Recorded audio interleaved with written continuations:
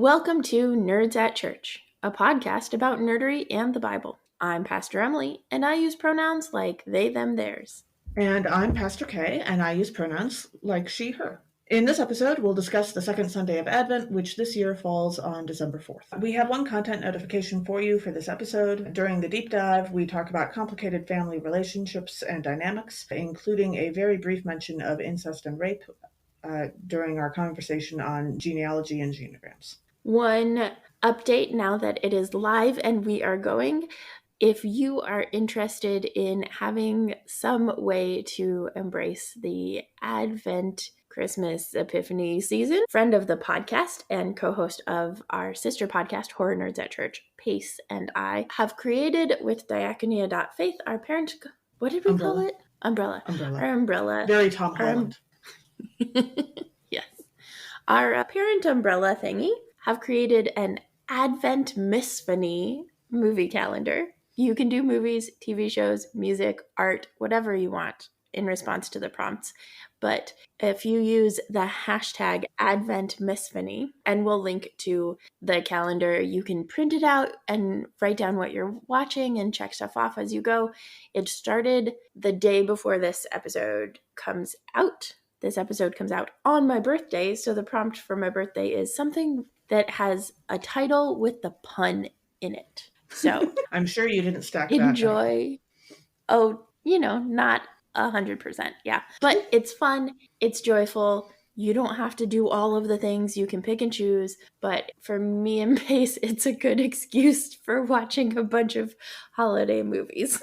Horror Nerds at Church, where if you tag diaconia.faith and or use the Advent Misphony hashtag, then we might highlight what folks are reading. But we're definitely doing like, hey, this is what we're up to. I might end up watching 2 for a lot of them because I'm me mostly. Yeah. Anyway, definitely check it out if you're interested. And check out the episode description for the link to Advent Misphony and for links to the Bible passages and other references we make in this episode. So today, for our deep dive, we're going to do a deep dive on family trees and more specifically, Jesus's genealogy. So what is genealogy, you might be asking? Well, it's the study of family trees. That's why our deep dive is covering both genealogy and family trees. See how that works? Weird. I know. And family trees trace people's ancestry and also trace the descendants of those ancestors. It's an interesting way of discovering history in your family that you might not have known about before. And a family tree, as they're commonly known, usually includes information like names, birth and marriage and death dates, and various types of relationships, how people are connected. But that's really all of the information that they usually contain. Mm-hmm. And one thing that I think is fascinating about family trees is we talk about them as family trees because there's this sense that it starts skinny and then grows out. But then if you're doing it both up and then from those ancestors down to all of the descendants, it just gets to be this giant blob, which I love. And there's a sense of like, if you're doing it just from you, going up is like the ancestors, but also like then looking ahead potentially to like the roots being descendants and stuff, which is really cool. I have occasionally worked in congregations small enough where I have seriously suggested that they should just put a family tree up on the wall of their fellowship hall because it would help people remember how they're all cousins, because they're always all cousins. But that's fantastic. It's true. Yeah. And okay, so the other part is that's more in depth is a genogram. So a lot of times in genealogy, people create genograms. It's more than a family tree, and it's not done by all genealogists. And certainly, I think most amateur genealogists don't really get into genograms. I had to do a genogram in seminary and in CPE. Did you ever have to do a genogram? Yes, I had to do one for CPE, and it confused the heck out of everyone involved, but that's just my favorite. As they frequently do. Mine do too. Yeah, and my favorite part was when I had to use multiple pieces of paper for 3 generations because they were that weird. Yeah, I have a fair amount of that. I did recently figure out that my grandfather on my dad's side had 4 wives. We knew about Wow. 2 of them, but he actually had 4. So it's just our family gets divorced. That's what we do. Sure, sure.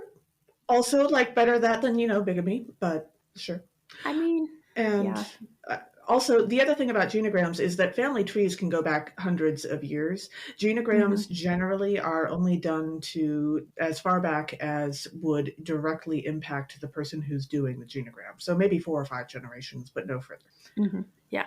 But it does depend, especially for folks who are from cultures or peoples who have experienced trauma and the way that generational trauma works. So, for example, if part of your genealogy is tracing back to a time when your ancestors were enslaved or to removal from native lands, that sort of a thing, that Sure. would be maybe a longer genogram because generational trauma is actually passed down generationally when there's not space to like heal that harm. Yeah. So a genogram is more than a family tree, but it has all of kind of the documentation of the family tree, of the genealogy. Plus, it can include things like relationship dynamics. So, first, a disclaimer if you're trying to do your own genealogy or genogram, not all of the apps and programs are equal in this regard, especially for those of us in the LGBTQIA plus communities. Some of them have symbols for more than 2 genders, some of them don't. Some of them have possibilities for marital relationships between people of the same gender, some of them don't. Some of them have space for people who maybe have changed genders, all sorts of things. Some of them don't. So make sure you do a little bit of investigating before you just jump in, especially if you're paying for help with them. But genograms have different symbols. Mhm. Yeah. There's also a ongoing controversy about a few of the companies that will help you do genealogy research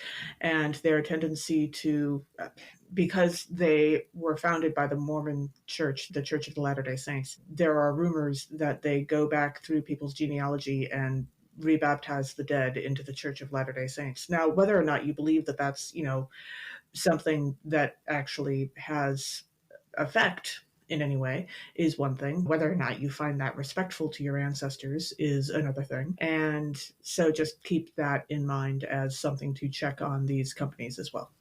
Yes. I think the biggest one is ancestry.com, which Yeah. is connected to the Church of Jesus Christ of Latter day Saints. So Yeah. I know that's the one that I used when I was doing genealogy stuff because it's Yeah, the my whole family most tree is on there too. common. Yep. I So, have I you have know, cousins and aunts and uncles that are fascinated by this stuff. So yeah. And my grandfather on my mom's side traced his back to the 1200s well before ancestry.com ever oh sure. existed. So we have like all of that separate, but all of the stuff I found out about my dad's side or my mom's side Sure. is on ancestry.com. But anyway, so when you're looking at a genogram, it'll have different symbols for gender to identify gender, marriages or unmarried, divorce, physical, mental illnesses, alive or dead, miscarriages, stillbirths, death in childhood, adulthood, half, full, or step siblings. There's also like particularly important conflict between family Sure. members or estrangement, those sorts of things to help get at where is the conflict, where are the skeletons hiding in the closet, that sort of a thing. Sure. And come to think of it, I'm pretty sure genograms also have a symbol for adoption as well. Oh, yeah, yeah. Yeah, Yeah. they definitely do because I was looking at the Skywalker adoption or the Skywalker family Oh, yes. genogram.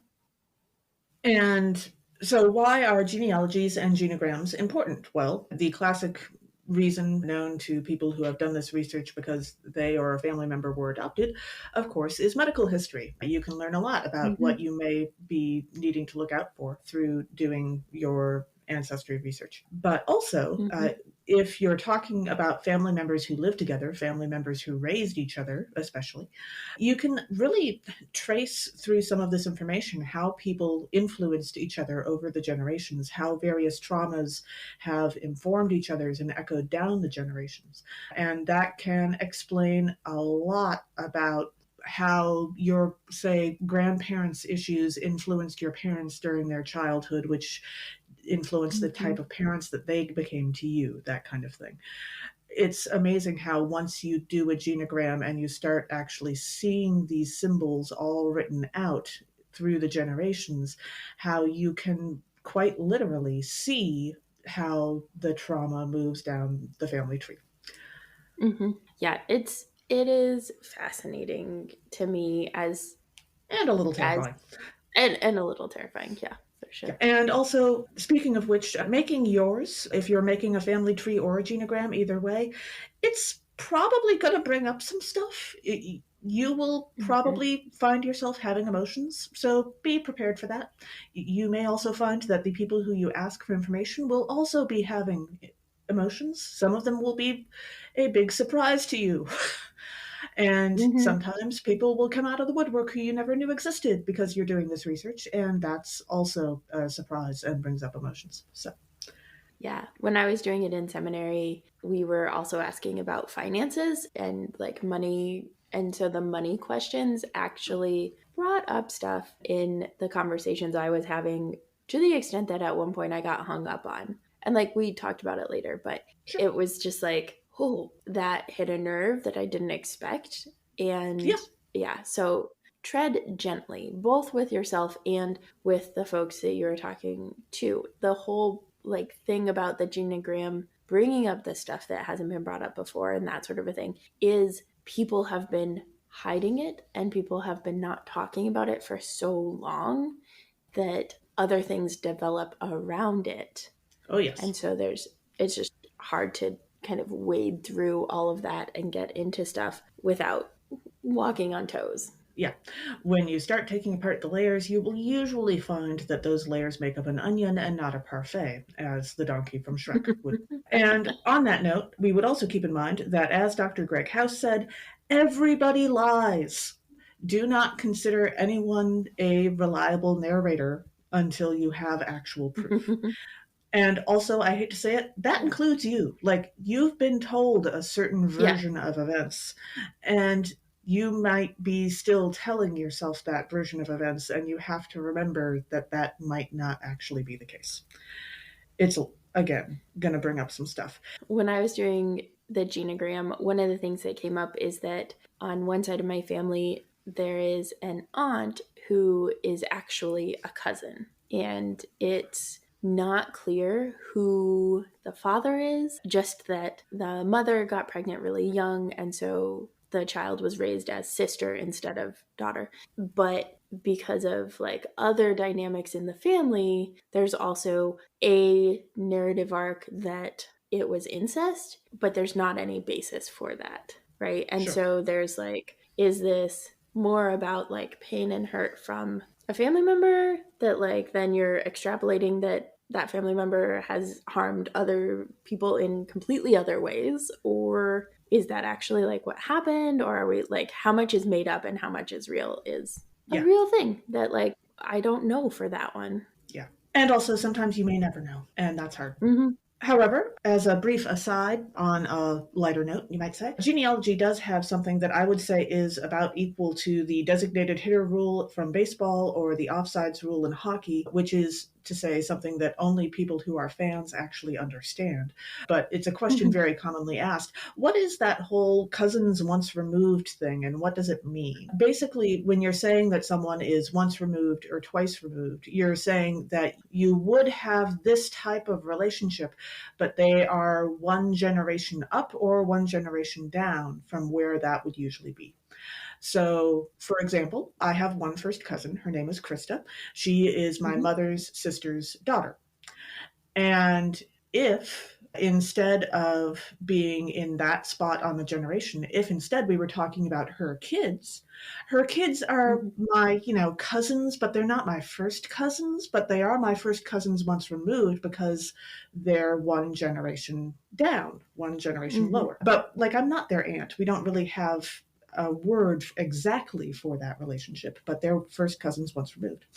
And I suppose technically, if you want to put it that way, you could say that my aunt is also my first cousin once removed because that's just the other way up the tree. But we do actually have a word for that relationship. So, Yeah. Actually, I had learned it that the once removed goes down. So your aunt is not once removed, partly because she's your aunt, but like Yes.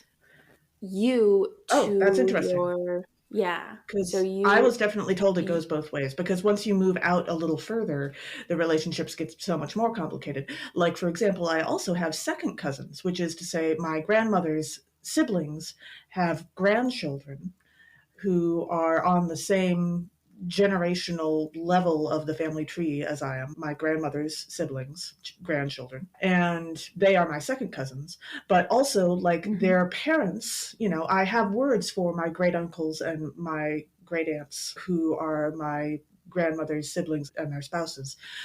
I have the concept of second cousins for their grandchildren, but that generation in between, my second cousins once removed, you might say, or I would say, I know you wouldn't, or my great aunts and uncles once removed, the way you would say it, we don't really have a word for that relationship on the family tree.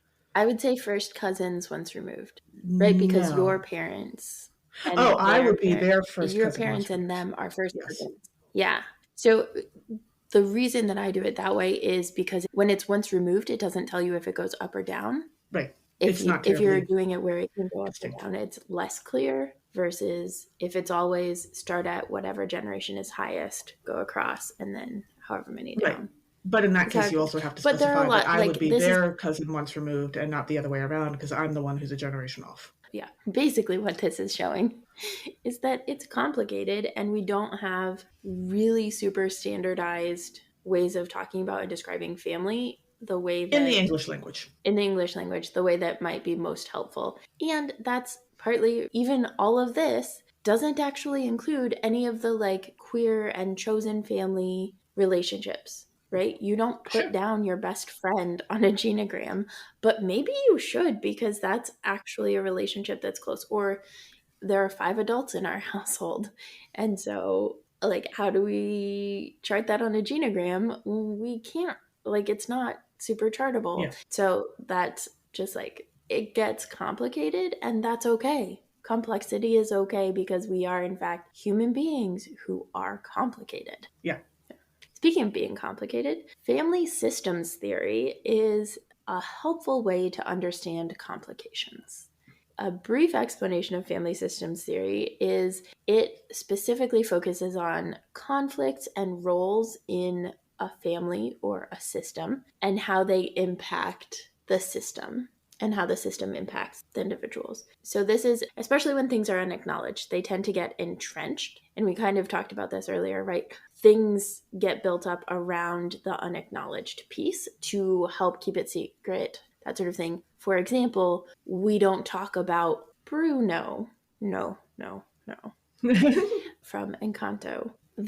So in those situations, people are placed in roles and then sometimes get stuck in those roles. So someone can be made the problematic one, the scapegoat, a perpetual victim, the hero that saves the day. All of those things can become entrenched roles in a system. And it's especially difficult when those roles don't fit, when those roles are harmful, all of that stuff. And so family systems helps dig into that and get an understanding of what happened to lead to those roles, where the conflict has been, what roles people have and do take on, and how that then informs the current conflicts and the current roles that people have. Realistically, Encanto, I just thought of Encanto, but Encanto would be a great kind of case study if you want to look at conflict and family systems because it so explicitly talks about who doesn't get talked about and how people get pigeonholed into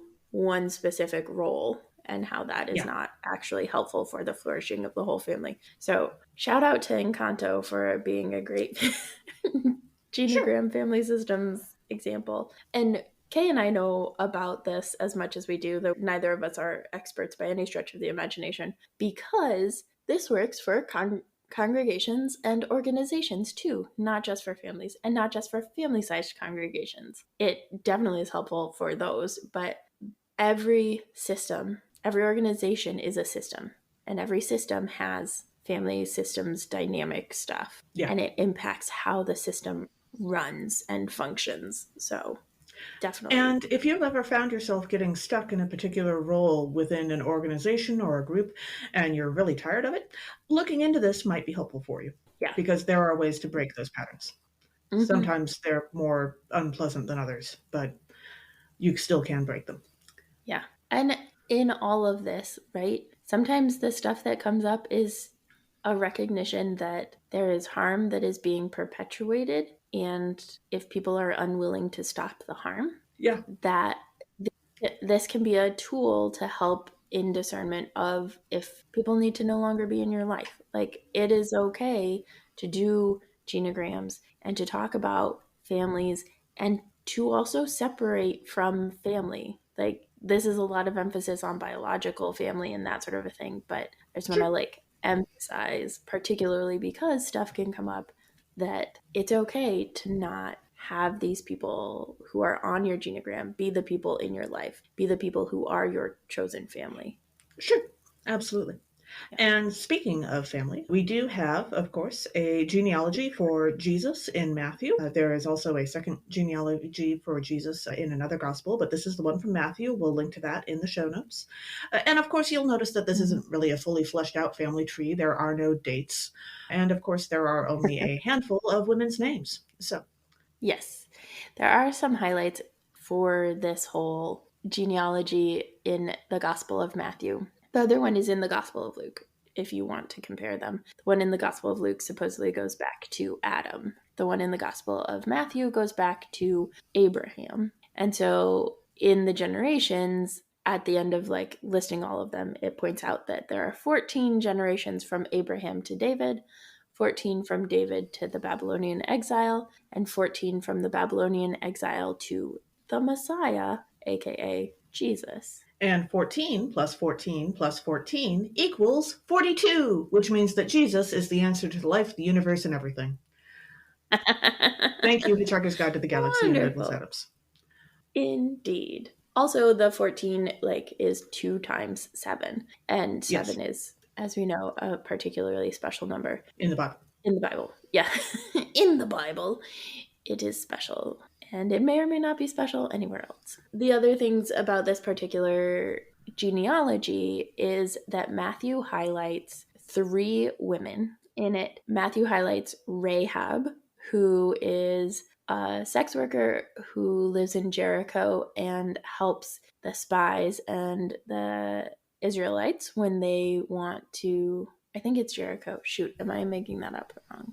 It is Jericho, yeah. Okay, and she helps the spies and the Israelites when they are coming into the quote unquote promised land to take over and to run out and or kill everyone, which is a very problematic genocide. Sure. But also what is prominent about her and what is important is she is a sex worker who contributes to the good of the Israelites and is named as important and is an ancestor of Jesus. And Yeah, that is important because there's so much discrimination and stigma around sex work that is both like taken out of a biblical context that is not fully contextualized, but also that just exists today as part of the patriarchy. And so lifting up Rahab is really important. Another person that gets lifted up is Ruth, who is the titular character in the book of Ruth, but she has a kid with Boaz, Rahab's son, and that is important because Ruth is actually a foreigner. She comes from another land. When Naomi, her mother in law, had brought her 2 sons to another land because there was a famine, and they married, and the sons and Naomi's husband all died before yes. they had a chance to have more kids. And Ruth chose to return to the land of Israel with Naomi instead of staying with her people. So she is an outsider and a foreigner and an ancestor of Jesus. And Yeah. that matters because xenophobia is bad, basically. Yeah. Also, it would Um, have been really nice to get a scene between Naomi and Rahab mm-hmm, because we never actually see right? Rahab in the book of Ruth, and that would have been Yeah, lovely. yeah. And I didn't realize that either until I was like looking at it. And then I was like, wait. doing the math. Yeah. Yeah. And then the third person who is mentioned is not mentioned by name. Her name is Bathsheba. She is mentioned as the wife of Uriah, with whom David has kids. And that is important to mention because it particularly points at the harm that David does as king. That he rapes Bathsheba and kills Uriah is part Yeah. of that story, is part of Jesus' ancestry, is part of the complicatedness of David, who frequently gets lifted up as like the perfect king, and he wasn't. And so that kind of mentions and points to that. And it is important because it reinforces what we've been talking about, right? The importance of talking about the things that maybe otherwise would be erased or excluded, that they matter. It matters to name in Jesus' ancestry Rahab and Ruth and Bathsheba, aka the wife of Uriah, Yeah. because those impact how the family lineage has played out and how Jesus has grown and who Jesus is within his community. Also, when we talk about generations biblically, it is very rare that it's actually father, son, father, son, father, son, right? It is frequently there's a larger gap than just like Abraham as the father of Isaac maybe was the direct ancestor, like the direct one generation away, but also maybe was like 5, 10, 15 generations away, and they're just doing the highlights. So It's hard to tell. Yeah. Not take all that of with a the grain of biblical salt. genealogies are that detailed. Yeah. Yeah. Don't use them to actually try to calculate how old the world is, basically. Even if you're a bishop. Even if you are a bishop, yes. So we've talked about the big picture of genealogy and genealogy, and specifically Jesus' genealogy. There are other genealogies throughout Scripture. The book of Numbers does a lot of naming of Oh, the goodness. families Yeah. If because you want they're to read taking the a entire census. Bible, the book of Numbers is going to try your patience several times. Yes, but it also has these like hidden gems of like the Oh, daughters of yeah. Zelophehad and stuff. So it's worth it, but you just got to know that sometimes it's going to be rough. But also, fictional characters and fictional stories also can be genograms, and they're fascinating. The most common one that people talk about is the Star Wars genogram, and we will link to a website that has Star Wars and other genograms. But it's fascinating to particularly look at the Star Wars genogram, and they call it the like Skywalker genogram. And the one that Sure. we'll link to goes to Kylo Ren, but does not include like Rey or anything like that. But it has like who people are married to or who people are in relationship with, if they're alive or dead, and then it has like conflictual relationships that it points to and all of that stuff, and it kind of explains how those dynamics play out before it shows the dynamics themselves. But yeah, And of course, it's just what you fun. consider canon is a whole separate thing, and whether or not you consider that any of the recent movies are canon, or if you're stuck on the idea of Luke Skywalker deserved to fall in love with Mara Jade, dang it, that's entirely up to you. But there are several different versions of the genograms for Star Wars that would have different levels of accuracy depending on your thoughts on that. Yes. Yeah. If you Google Star Wars genealogy, especially, you'll get a whole bunch that includes like all of Rey's side and the dark side of the Force and the like Force itself and all sorts of things. Yeah. It's fascinating. Also, I think the Divergent series would be an interesting genogram, particularly because they have factions that sometimes coincide with biological family and sometimes don't. And so that would be an additional thing that you could put in a genogram that Yeah. I think would you'd have to like color code for that, show, yeah, which the probably. factions are all color coded anyway, and so that's Yeah. like fairly easy, but it would be fascinating to like see how that impacts, and probably would have helped them figure out what was going on with erudite much earlier on. But Yeah.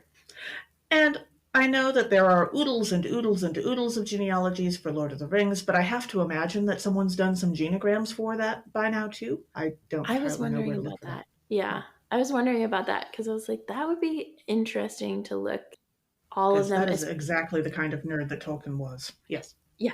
Well, and with like the Rings of Power stuff, where all of a sudden the three elves that are now going to be the most prominent were not the rulers of the elves we're not the elf leaders Yeah. before the Rings of Power. So So, what other fascinating. fictional genogram would you want to see, Emily? I would love to see an Ember in the Ashes genogram. There's a lot of dynamics of like how people are raised in family structures that are typically talked about in white circles as non-traditional, right? But where they're raised by someone who Yeah. is not their biological parent. But also because there are characters like the Nightbringer who like is immortal basically, who weaves in and out of generations. I think that would be fascinating to see how those generations come in and out and how they split up and how they impact what it is. So yeah, I would love an Ember in the Ashes genogram. What Yeah. about you? Well, in the early to mid 90s, there was a trend of women writing fantasy books that were the size of bricks. Oof. And the series that I fell in with is called the Dragon Prince trilogy and also the Dragon Star trilogy by Melanie Ron. And they follow several families for 5 or 6 generations, basically. And they have very complicated family trees. And some of the family trees are actually in there, but nobody, as far as I know, has actually done a genogram of any of these families. And that would be super interesting because there is a lot of subterfuge and surprise relationships and stuff like that. Yeah. Also, I just thought of this, but Homegoing by Ya Gyasi is a novel that takes two sisters or half sisters, I think, in Ghana, and one of them ends up being kidnapped and enslaved, and one of them stays in Ghana, and then it like goes generation by generation. So it's Sure, in some senses its own kind of genogram, not a chart, but like a novelization of it. But sure. yeah. Do you have any personal family tree highlights you would like to share with the class? Yeah. So, as I said, my grandfather did a lot of family genealogy stuff with folks who still live in Scandinavia, Sweden and Norway when he was alive. And so we found like someone who wrote 8 hymns in the Danish hymnal. His dad lived in France, spoke Danish and was Norwegian, which Sure. was like the biggest problem in them trying to like get past that is like what actually are we looking at, but also like in tracing back to the 1200s we found out that we are descendants of Norwegian royalty. We happen to be Mhm. the like love child of the Norwegian prince who became a pirate kind of side of the family on that. But yeah, it's fun to jokingly say that I am royalty. Yeah, in my family, the one we definitely know about is that my grandmother's grandfather's first cousin was Heinrich Ibsen, who he was born in Norway, but his father was from Denmark, and the family historically before that was from Denmark. So you can call him Norwegian if you have to, but really he's Danish in some ways. And also, while doing that research in seminary as well, although not because I had to do a genogram, I was just already doing that work. That was when we discovered some unexpected cousins. My great grandfather had some children outside of wedlock that we knew that he had kids, but we didn't know who they were. Mm. And he found a couple of sisters who definitely were. We were able to send them some photos before they died because they were rather elderly by Mm. that point. And we're pretty sure that there are still more out there because for some reason there was a family story that he had a son outside of marriage as well. And we haven't Mm. found him yet. So those two were Gotcha. definitely not the only ones. And then also, if when I did my genogram, tracing the layers of trauma is definitely a large part of why I only drink at work. Because Hmm. the relationship with alcohol, looking back, has historically not been a healthy one. So, Fair, fair. also, I don't get to tell the I only drink at work joke very often. So, I was just gonna say, also, I love that you got to say that because I love yes. that you say I only drink at work because communion. My healthcare professionals think it's hilarious, which is great. But Yeah, yep, that's really the only other place I can make that joke. yeah. That's fair. That's fair. And now, as we dive into our readings for this second Sunday in Advent, our first reading is Isaiah chapter 11, verses 1 through 10. The prophet Isaiah announces the coming of a new ruler for Israel of David's family, who will rule with righteousness and in peace. So, one of the themes that comes out in this passage is the gift and the blessedness of vegetarianism. Because you're eating the Obviously, branch of Jesse? No, because the lion is grazing. And oh, goodness, Kay. I mean, Cats you are could eat obligate the. carnivores, Emily. Come on. I Don't feed your mean, cats a vegan diet. It's a terrible idea. And it's no, mean. but for real, look at the thing. It says, Yes, I the know what you're lion shall talking eat about. straw like the ox, the cow and the And bear shall God has the graze. power to allow lions to do that, but you don't. So feed your cats meat or cat food with meat in it. That's true. That's fair. I don't have cats, nor do I ever want cats, so I'm good on that one. Now, when it comes to dogs, that's a whole other story. But I'm just saying, clearly, vegetarianism is of God. Although I know it's not always the best or feasible, and eating locally is really important, but God is definitely, obviously advocating for it. However, the look on Emily's face when I said that Emily was eating the branch of Jesse was pretty fantastic. So, feel free to make It's that true. joke among your own families. Well, and I was thinking about it because I was thinking in the gospel, because the gospel says the axe is lying at the root of the tree. And I was like, of Jesse? Are we about to chop off the branch of Jesse? I So mean, the Romans did that. that's So, true. That is true. That is true. Womp womp. thanks, Rome. Do you think we can get thanks, Rome started like thanks, Obama? Because we need another catchphrase. Absolutely. Absolutely. Thanks, Rome. So, jumping into the verses, starting with the end of verse 4, and with the breath of his lips he shall kill the wicked.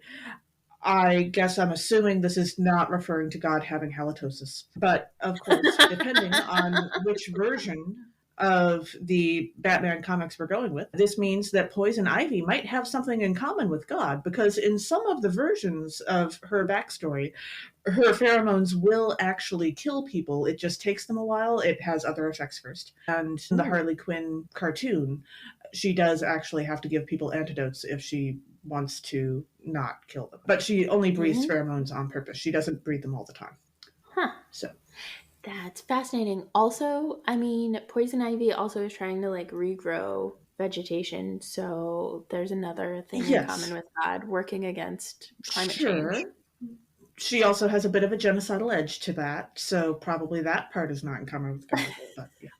Details, details. And then in the next verse, in verse 5, we read, righteousness shall be the belt around the ruler's waist, and faithfulness the belt around the loins. And this feels like a play that I did when I was little. I don't even remember what it was actually called, but it was like a hat salesman, and the hat salesman had a bunch of hats just like stacked all the way up on their head, and then like monkeys came and stole the hats. But it just got me wondering, like, how many belts does this new ruler actually need to have? If you have like a belt around your waist, a belt around your loins, how many more belts are we gonna get? Also, Just is like this have implying that like the belts aren't very effective? Like you need right? multiple belts because they're not very good. Although that play does totally sound like, Curious George on steroids. So that It does a little bit. Also, righteousness and faithfulness should be pretty reliable. yes, They're but both also they don't necessarily hold your clothes up. also So true. yeah. And then in verse 6, we read, the wolf shall live with the lamb, the leopard shall lie down with the kid, the calf and the lion and the fatling together, and a little child shall lead them. But the important thing to remember about this verse is that wolves don't sparkle. So this has nothing to do with Twilight vampires. I love that. Yes, in I'm fact. also personally in favor of vampires not sparkling, although I suppose I would appreciate an extra way of, telling them apart from other people, but still. Yeah. If you want to know more about that, definitely check out Horror Nerds at Church's third season, where we tackled all of the Twilight movies. I promise it's fun, especially if you don't like them, but even if you do. And then in verse 8, we read, the nursing child shall play over the hole of the asp, and the weaned child shall put its hand on the adder's den. But we're not talking like X Factor style, not as like a dare to be scary, but like, oh, look, we can play together. Yeah, don't play X Factor with toddlers. I would hope that that's kind of a given, like on the level of Murder Bad, actually. I mean, you never know. Yeah. Okay? You just never Well, okay, know. there are some things you can dare toddlers to do, but not, playing with poisonous sticks. That would be bad. Murder bad. Truth. Murder, Yeah. bad. Our second reading today comes from Romans chapter 15, verses 4 through 13. Paul prays that followers of Christ may live in harmony with each other in order to be welcoming to others and filled with joy and hope. So, one of the themes for this passage is hope, which, happens to also be the theme for the day in Advent. Yeah, But if you go for as I that kind was of thing. reading the passage, yes, if you go for that kind of thing, you can make up a whole bunch of different words, but this is technically the Hope Sunday. We are clearly not like following it along really closely because we didn't say what last Sunday was.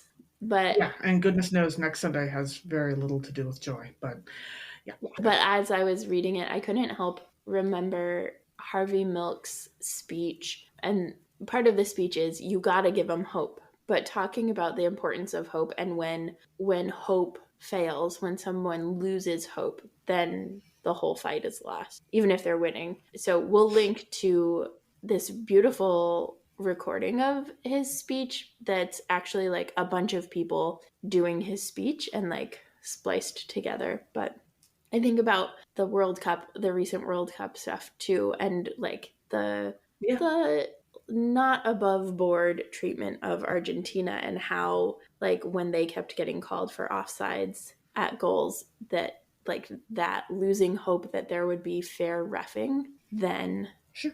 made them play worse. Like that's just how it was. Yeah. And then as we dive into the verses, in verse 4, we read, "For whatever was written in former days was written for our instruction, so that by steadfastness and by the encouragement of the scriptures we might have hope." Unlike the writing on the Ring of Power, which revealed secret plans for the destruction of all.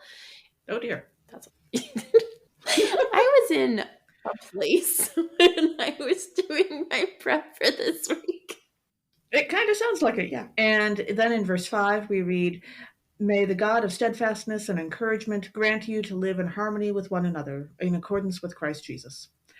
And steadfastness and encouragement are very helpful in getting people to live together in harmony. This is definitely a good choice. I'm in favor.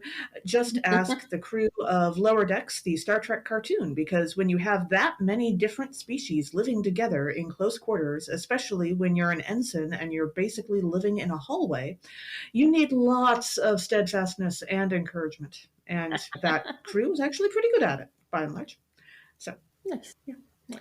And then the first part of verse 8, we read, For I tell you that Christ has become a servant of the circumcised on behalf of the truth of God. And honestly, I tried to look at the other verses and come up with something else to comment on, but honestly, I kept coming back to that phrase of Christ has become a servant of the circumcised. And I kept trying to imagine how unusual of a job description that would be. Like, how would you explain this on a listing on Indeed if you were trying to list a job?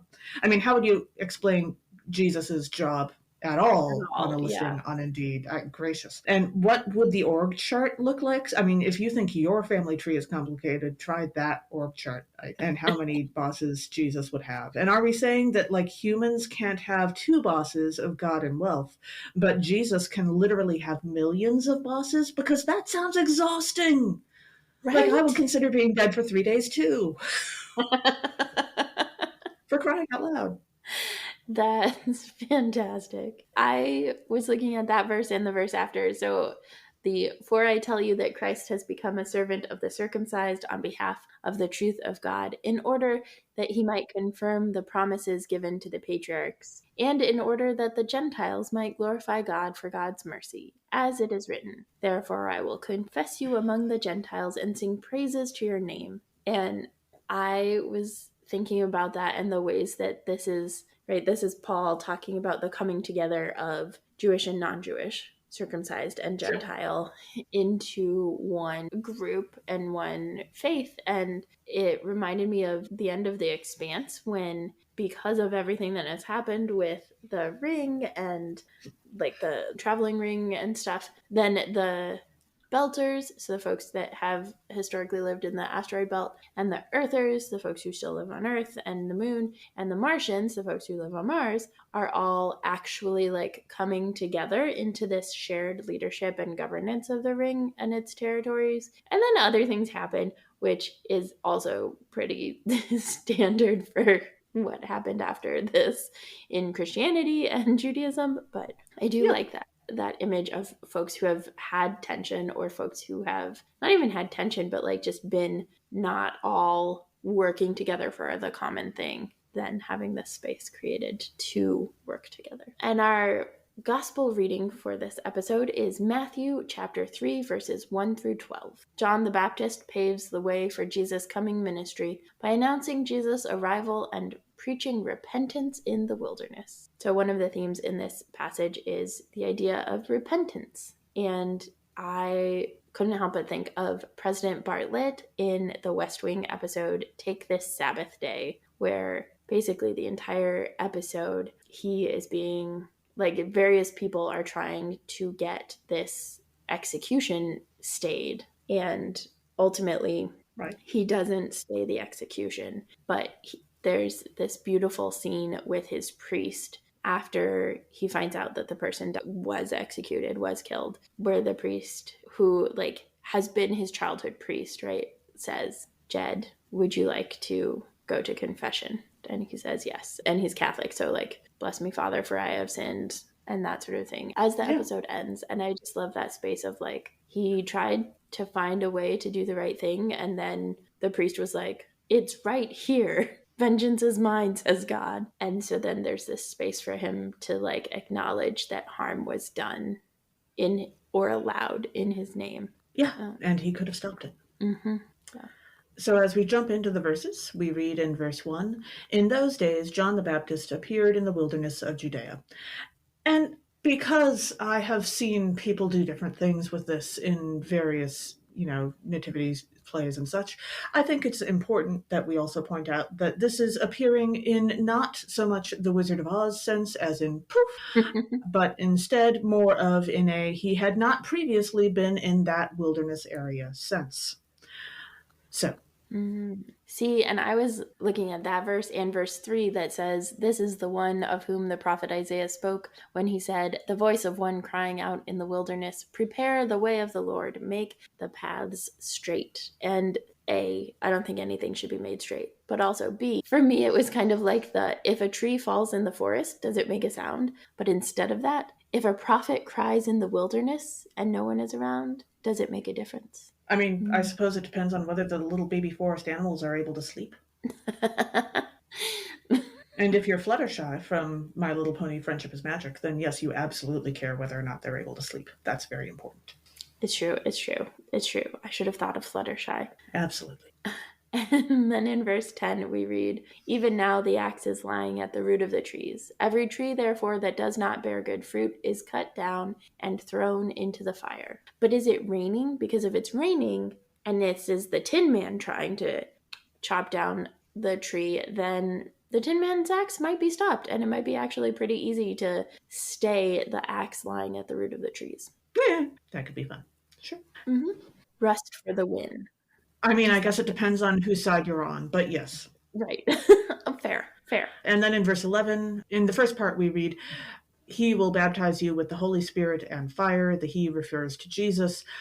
And I think I might have said this before on previous episodes of the podcast, but I think it also bears repeating. Please remember that it is Jesus's job to baptize people with fire and not ours. It is not our job to baptize people with fire. It is not our job to set people on fire. Jesus made that point again a few months ago in another reading from Luke. And Amelia Bedelia is a remarkably easy story to turn from a children's book into a horror story. Okay? So, like, following directions very literally is not always a good idea. Please do not get these ideas. Please don't try to baptize people with fire.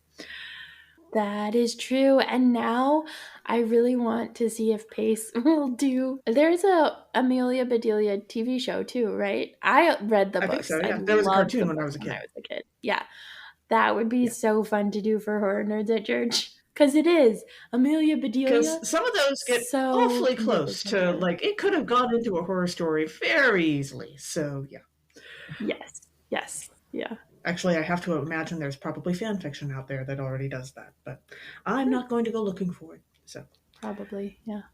And now for our silliest segment, let's make a Muppets musical. Emily, did you have any Muppets you would like to cast for these readings? I actually just thought of Oscar the Grouch for John the Baptist because, hear me out, Okay. like a lot of what we lift up about John is like calling people to repentance and like pointing the way to Jesus. But there's also the verse in here where John the Baptist sees some religious leaders coming and is like, "You brood of vipers." And that particular line, like I could definitely see Oscar the Grouch being like, "Y'all are in trouble. Like I'm grumpy with you. I don't like you." And perhaps this version of Oscar, instead of having a trash can, he would like have a bush that he's sort of jumping out from behind of instead of jumping up to the top of his trash can. Because like I'm okay with John the Baptist, appearing dramatically. That's fine. But it doesn't necessarily have to be in a magical poof like in Wizard of Oz. But he could certainly jump out from behind a bush. That's fine. So Yeah. and also that strikes me as the kind of thing he would do. Like he's a fairly dramatic kind of guy. Yeah. I could totally see Oscar the Grouch as John the Baptist. When I was thinking of someone popping out from behind a bush, the Muppet that I think is most likely to do that is Fozzie, because he likes to pop out from behind the backstage and tell a joke, and that's sort of part of his character. But also, when I was thinking about that whole living together, steadfastness and encouragement in order to be filled with hope and such, and live together in harmony, that certainly strikes me very much as Kermit. Kermit is very good at the whole encouraging people. He's very steadfast. And, just because you're steadfast and you're encouraging people doesn't mean that you don't occasionally get a little fed up with folks, and that's okay. So you're allowed to facepalm. It's fun. And it's probably good for your mental health. That's fair. That's fair. Yeah. Thanks for joining us. Catch us next time when we'll discuss nerdery connections to the scripture readings for the third Sunday in Advent with our special guest, Rabbi Maurice Applebaum. This podcast has been produced by us, Emily Ewing and Kay Rohloff. For more fun, check us out on Twitter and Facebook at Nerds at Church or contact us at nerdsatchurch@gmail.com. Also, if you like what you've heard, rate us or leave us a review on Apple Podcasts, Facebook, or wherever you catch your podcasts.